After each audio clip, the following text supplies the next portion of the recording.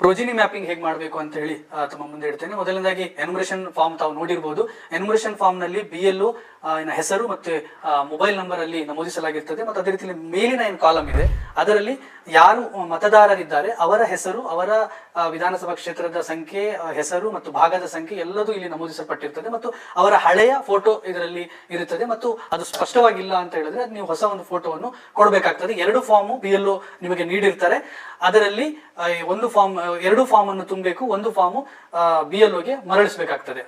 ಮತ್ತೆ ಈ ಫಾರ್ಮ್ ನಲ್ಲಿ ನಾನು ಪ್ರೋಜಿನಿ ಮ್ಯಾಪಿಂಗ್ ನಲ್ಲಿ ಏನ್ ತುಂಬಬೇಕು ಅಂತ ಹೇಳಿದ್ರೆ ಬಲಬದಿಯಲ್ಲಿರುವಂತಹ ಕಾಲಮ್ ಏನಿದೆ ಇದರಲ್ಲಿ ನೀವು 2002ರ ಮತಪಟ್ಟಿಗೆ ಯಾರಿಗೆ ನೀವು ಲಿಂಕ್ ಮಾಡಿದ್ದೀರಿ, ಅಥವಾ ತಂದೆ ಅಥವಾ ತಾಯಿ, ಅಜ್ಜ ಅಜ್ಜಿ ಯಾರಿಗೆ ನೀವು ಲಿಂಕ್ ಮಾಡಿದ್ದೀರಿ ಅವರ 2002ರ ಮಾಹಿತಿಯನ್ನು ಈ ಬಲಬದಿಯ ಕಾಲಮ್ ನಲ್ಲಿ ತುಂಬಬೇಕಾಗ್ತದೆ.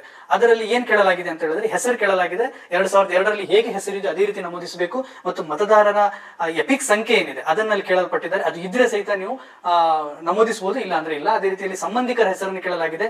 2002ರಲ್ಲಿ ಯಾರ ನಿಮ್ಮ ಏನು ತಂದೆಯ ನೀವು ಹೆಸರಿನಲ್ಲಿ ಹಾಕಿದ್ರೆ ಅವರ ಸಂಬಂಧಿಕರ ಹೆಸರೇನಿದೆ ಅವರ ತಂದೆ ಅಂದ್ರೆ ನಿಮ್ಮ ಅಜ್ಜ ಆಗಿರ್ಬೋದು ಅವರ ಹೆಸರನ್ನು ನಮೂದಿಸಬೇಕು. ಮತ್ತು ಇವರಿಬ್ಬರ ಮಧ್ಯೆ ಸಂಬಂಧ ಏನಿದೆ ಅದನ್ನ ನೀವು ಇಲ್ಲಿ ಫಾದರ್ ಅಥವಾ ತಂದೆ ಅಂತ ಹಾಕಬೇಕಾಗ್ತದೆ. ಮತ್ತು ಅದೇ ರೀತಿಯಲ್ಲಿ ಜಿಲ್ಲೆ ಮತ್ತು ರಾಜ್ಯ ಮತ್ತು ವಿಧಾನಸಭಾ ಕ್ಷೇತ್ರದ ಹೆಸರು, ಯಾವುದು ಹಳೆಯ ವಿಧಾನಸಭಾ ಕ್ಷೇತ್ರದ ಹೆಸರಿದೆ ಅದನ್ನು ನಮೂದಿಸಬೇಕು. ಮತ್ತು ವಿಧಾನಸಭಾ ಕ್ಷೇತ್ರದ ಸಂಖ್ಯೆ, ಭಾಗದ ಸಂಖ್ಯೆ ಮತ್ತು ಸೀರಿಯಲ್ ನಂಬರ್ ಇದಿಷ್ಟನ್ನು ನಮೂದಿಸಬೇಕು. ಇದು ಪ್ರೋಜಿನಿ ಮ್ಯಾಪಿಂಗ್ ಮಾಡುವವರು.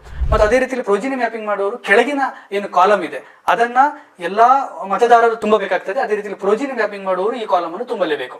ಜನ್ಮ ದಿನಾಂಕ ಇದರಲ್ಲಿ ಕೇಳಲ್ಪಟ್ಟಿದೆ, ಜನ್ಮ ದಿನಾಂಕ ನೀವು ತುಂಬಿಸಬೇಕಾಗ್ತದೆ. ಅದೇ ರೀತಿ ಆಧಾರ್ ಸಂಖ್ಯೆ ಅದು ಐಚ್ಛಿಕ ಇದೆ. ಮೊಬೈಲ್ ಸಂಖ್ಯೆಯನ್ನು ಕೇಳಲಾಗಿದೆ ಮತ್ತು ತಂದೆಯ ಹೆಸರು ಮತ್ತು ತಂದೆಯ ಎಪಿಕ್ ನಂಬರ್ ಕೇಳಲಾಗಿದೆ.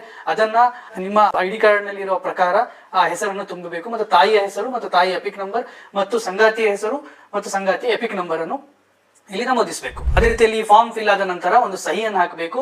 BLO ಸಹಿ ಪಡೆದು ಒಂದು ಫಾರ್ಮ್ ಅನ್ನು BLOಗೆ ಮರಳಿಸಬೇಕು, ಇನ್ನೊಂದು ಫಾರ್ಮ್ ಅನ್ನು ನೀವು ಇಟ್ಕೊಂಡಿರ್ಬೇಕು. ಮತ್ತು ನಿಮ್ಮ ಮನೆಯಲ್ಲಿ ಯಾರಾದ್ರೂ ಸದಸ್ಯರು ಇಲ್ಲ ಅಂತ ಹೇಳಿದ್ರೆ ಅವರ ಫಾರ್ಮ್ ಅನ್ನು ನೀವು ತುಂಬಿದ್ರೆ ನಿಮ್ಮ ಮತ್ತು ಅವರ ಮಧ್ಯೆ ಇರುವಂತಹ ಸಂಬಂಧವನ್ನು ನಮೂದಿಸಿ ಸಹಿಯನ್ನು ಅದರಲ್ಲಿ ಹಾಕಿ ಅದನ್ನು ನೀಡಬೇಕಾಗ್ತದೆ. ಮತ್ತು ಒಂದು ಫಾರ್ಮ್ ಅನ್ನು ನೀವು ಇಟ್ಕೊಂಡಿರ್ಬೇಕು. ಇದು ನಿಮಗೆ ನೋಟಿಸ್ನ ಸಮಯದಲ್ಲಿ ಇದರ ಅವಶ್ಯಕತೆ ಹೆಚ್ಚಿರುವಂತಹ ಸಮಯ, ಅದು ನೋಟಿಸ್ನ ಸಮಯವಾಗಿರ್ತದೆ. ಹಾಗಾಗಿ ಇದನ್ನು ಜಾಗೃತಿಯಾಗಿ ಈ ಒಂದು ಫಾರ್ಮ್ ಅನ್ನು ಇಟ್ಕೊಳ್ಬೇಕು. ಮತ್ತು ಈ ಫಾರ್ಮ್ ನಲ್ಲಿ ಕನ್ನಡ ಬಾರದೇ ಇದ್ದವರು ಇಂಗ್ಲಿಷ್ ಸಹಿತ ಬರೆಯುವಂತ ಅವಕಾಶ ಇದೆ. ಮತ್ತು BLO ಯಾವುದೇ ಕಾರಣಕ್ಕೂ ಈ ಎನ್ಯುಮರೇಷನ್ ಫಾರ್ಮ್ ಸಮಯದಲ್ಲಿ ನಿಮ್ಮಲ್ಲಿ ಡಾಕ್ಯುಮೆಂಟ್ ಕೇಳುವುದಿಲ್ಲ ಮತ್ತು ನೀವು ಡಾಕ್ಯುಮೆಂಟ್ ಕೊಡುವ ಅವಶ್ಯಕತೆಯೂ ಇಲ್ಲ. ಧನ್ಯವಾದಗಳು.